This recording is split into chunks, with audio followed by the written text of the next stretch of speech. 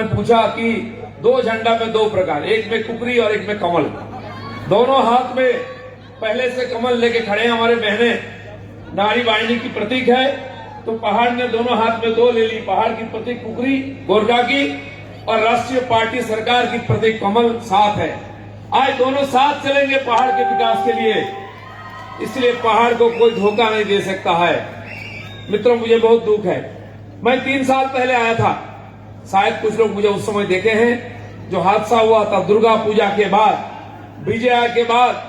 हमारे पहाड़ के भाई बहने उस समय जो विपद से, संकट से जूझ रहे थे, उनके साथ खड़ा होने के लिए मैं विजया सम्मेलन के लिए आया था। लेकिन यहाँ के कुछ लोग हमारे पीछे गुंडा लगा दिया, हमारे ऊपर आक्रमण किया। हमारे जो मित्र थे, मनोज भाई यहाँ है, और भी सागर था, हमारे उपाध्यक्ष और जयप्रकाश मजुमदार, मेरे ऊपर उन्होंने आक्रमण किया। हमने थाना में जाके अपना सुरक्षा की। लेकिन जिस समय पहाड़ जल रहा था, यहाँ की गरीब लोगों को खाना नहीं मिल रहा था, मुझे मालूम है कई लोगों से उस समय मिला, ऐसे परिवार था 7-7 दिन तक घर में चूल्हा नहीं जला, माताओं ने ना खुद खाए ना घर वालों को खिला पाए। उस समय हम सिलीगुड़ी से ट्रक में अनाज भेजते थे, यहाँ राशन भेजते थे, लेकिन टीएमसी के गुंडे नीचे उसको लूट लेते थे। दिनों दिन तक पहाड़ के लोगों को खाना नहीं मिला। मैं देखने आया था, और कोई नेता 3 साल तक पहाड़ में नहीं आया। आया था क्या? यहाँ के नेता भी यहाँ से भाग गए थे। पुलिस के अत्याचार से सैकड़ों लोग पहाड़ से दूर थे। आज भी कई सौ लोग पहाड़ में घुस नहीं पाए, उनके ऊपर 50-50 केसेस हैं। ऐसे कुछ हमारे मित्र यहाँ बैठे हैं जिनके ऊपर 50-50 केसेस हैं, लेकिन उन्होंने भी पहाड़ वासियों को नहीं छोड़ा, इतना अत्याचार झेला, फिर भी साथ है। फिर एक बार परिवर्तन के लिए भाजपा का झंडा अपने हाथ में उठाए हैं। इसलिए फिर एक बार मैं आया। पिछले चुनाव के समय भी मुझे आने की इच्छा थी, आप लोगों से मिलने की इच्छा थी, लेकिन परिस्थिति अनुकूल नहीं थी, पुलिस ने अनुमति नहीं दी, लेकिन मैं नहीं आया। लेकिन आप लोगों ने हमारे जो है नेता नीरज जिम्बा को यहाँ से एमएलए बना करके विधानसभा में भेजा है। आपकी प्रतिनिधि है वहां। मित्रों, जो समय गया उसको याद करना चाहिए। किसने हमारे साथ ऐसा अत्याचार किया? जिस हाथ ने अत्याचार किया, इतने लोगों को मारा, हमारे नौजवानों को गोली से भून दिया, डंडा से मारा, उनको ट्रीटमेंट तक करने नहीं दिया, वहां हॉस्पिटल ले जाने तक नहीं दिया। वो काला हाथ ममता दीदी के हाथ के साथ हमारे मित्र विमल दाजी ने हाथ मिला लिया। मुझे यही दुख है, जिन्होंने पहाड़ वासियों को इतना यातना दिया, इतना अत्याचार किया, पहाड़ के युवाओं को मारा, और आप पहाड़ के नेता होके कौन सा मजबूरी थी कि आज दीदी के साथ हाथ मिला लिया? हम आपके साथ हैं, पूरा देश आज पहाड़ के साथ है, आप लोगों के साथ है, आपको न्याय हम दिलाएंगे, ये हमारा संकल्प है। इसलिए नौजवान एमपी को आपके साथ भेजा है, आपके लिए दिल्ली से पहाड़ों को लड़ाई कर रहे हैं। हमारे होम मिनिस्टर, हमारे प्राइम मिनिस्टर आपके साथ है, पूरा सरकार आपके साथ है, और बार बार हमारे मंत्री, हमारे नेता आकर के यही बात बोलते हैं कि यहाँ के लोगों की जो संकल्प है, जो सपने है, उसको हम सफल करेंगे। और देश के संविधान के दायरे में इसका चर्चा करके, चाहे 11 जाति का ट्राइबल रिजर्वेशन का हो, चाहे और सारे बातें हो, उसको राजनीतिक परमानेंट सोल्यूशन होना चाहिए, ये हम मानते हैं। और हमारे चुनाव की जो संकल्प पत्र है, मैनिफेस्टो, उसमें बार बार हम उल्लेख करते हैं। क्यों? हम जानते हैं पहाड़ के लोगों की एक सेंटिमेंट है, पहाड़ के लोगों की अपनी भाषा है, संस्कृति है, उसको मिटाने का अधिकार किसी को नहीं है। कोई जबरदस्ती किसी के ऊपर भाषा नहीं बोल सकता। अपना मातृभाषा हमको सबसे प्यारा है। मैं बांग्ला भाषी हूँ, मैं बांग्ला बात करता हूँ, सबसे मुझे सुकून मिलती है बांग्ला में बात करने के लिए, लेकिन देश की राष्ट्रभाषा हिंदी है। यहाँ की लोगों की भाषा नेपाली है, मुझे भी नेपाली उतना ही प्यारा है जैसा हिंदी प्यारा है, जैसा बांग्ला प्यारा है।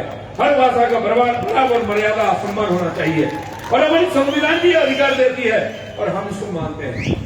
मित्रों, मैंने पहाड़ में कई बार इसके पहले भी आया है, यहाँ के लोगों के परिवार में मैंने भोजन भी किया है, इसलिए उस समय जो हमारे ऊपर बीता, जिस प्रकार से पहाड़ के लोगों को यातना दिया गया, वो मैंने देखा, और उसका भागीदार मुझे भी होना पड़ा। मेरे ऊपर भी अत्याचार हुआ है, इसलिए पहाड़ के साथ हमारा आत्मिक योग है।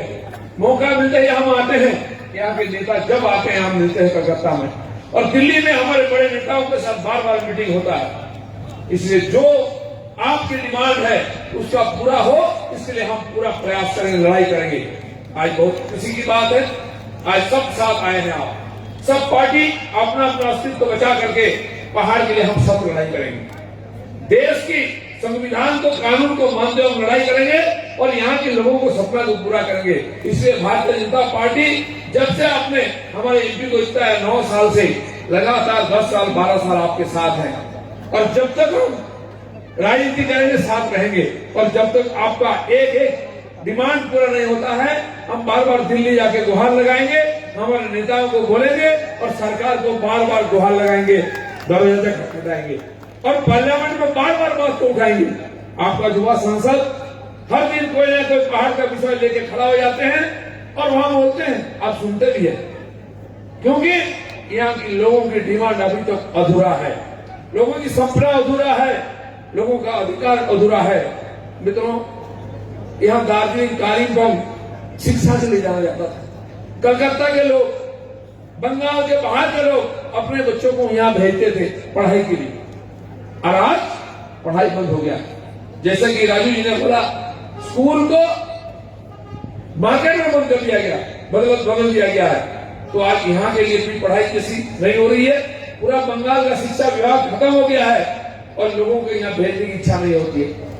एक बार जिंदगी में कोई भी बंगाल का आदमी दार्जिलिंग आना चाहता है, ये सपना होता है, एक बार जाएंगे दार्जिलिंग देखेंगे, लेकिन आज लोग घबराते हैं आने के लिए।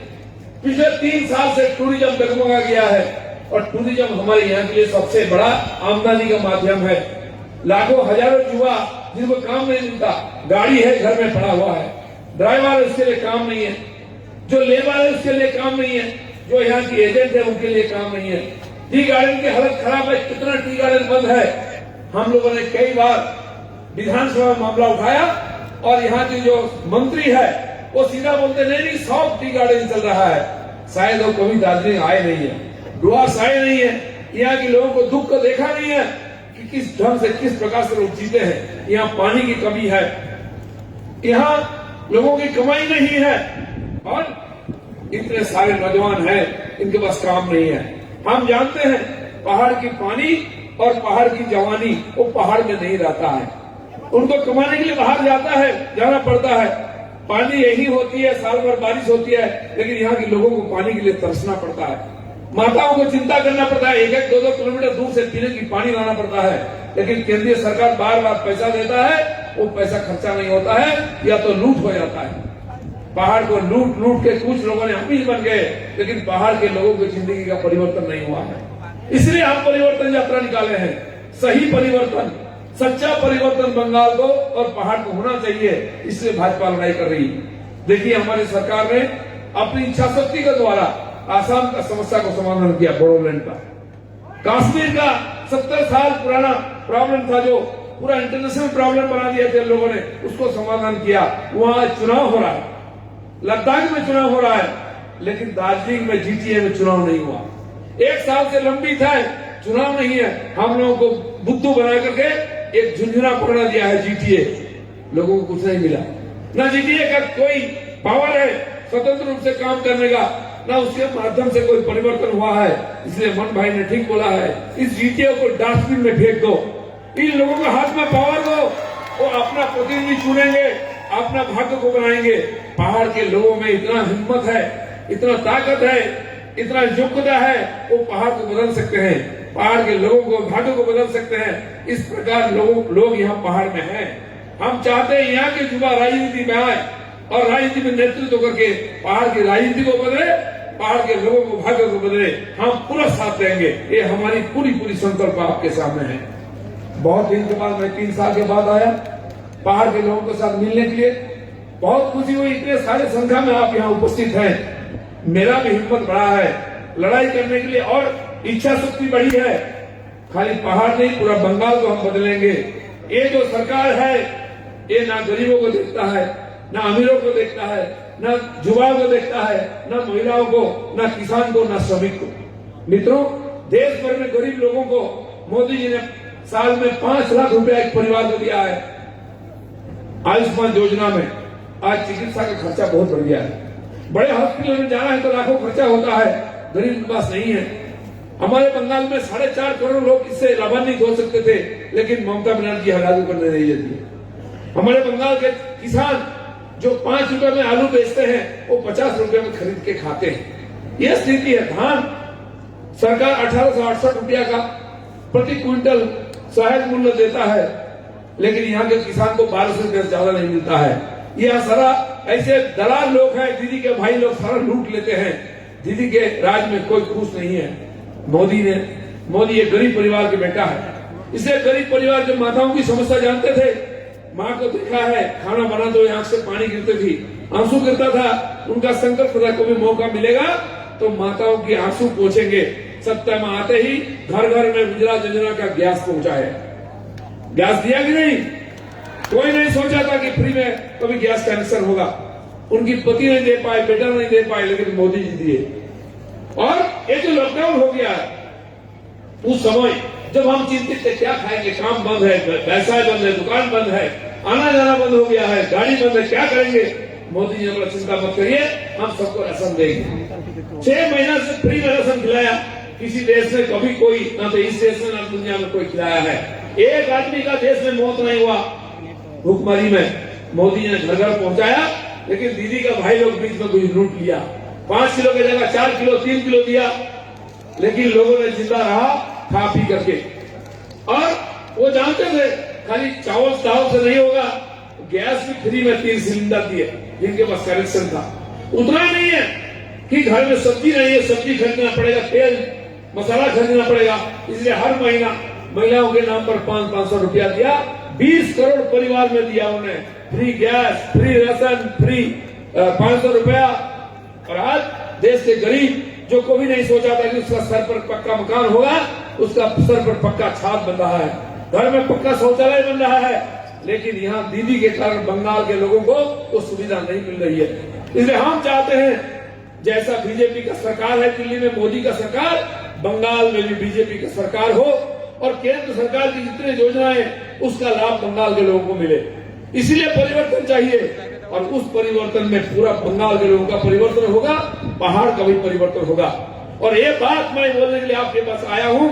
मेरे मित्र जो पहाड़ से जाते हैं, हम मिलते हैं, चर्चा करते हैं, दिल्ली में नेताओं से मिलवाते हैं, उनकी बात वहां रखते हैं। और हमारी सरकार आपके सारे डिमांड पर पूरा दिल दिमाग से सोच रही है इसका एक परमानेंट सोल्यूशन निकालने के लिए।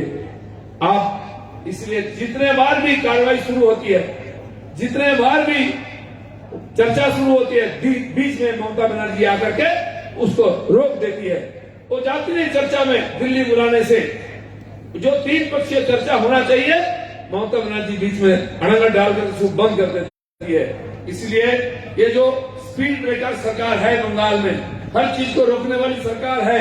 रेशन को रोक देती है, केंद्र सरकार की योजनाओं को रोक देती है, पहाड़ की डिमांड की चर्चा को रोक देती है।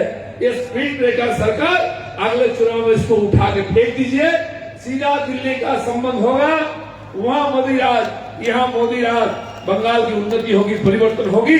और हम सभी का कल्पना जो है, सपना जो है, बंगाल के साथ पहाड़ का सीधा रिश्ता हो। हमारे भाइयों को हमसे कोई नहीं दूर कर सकता है।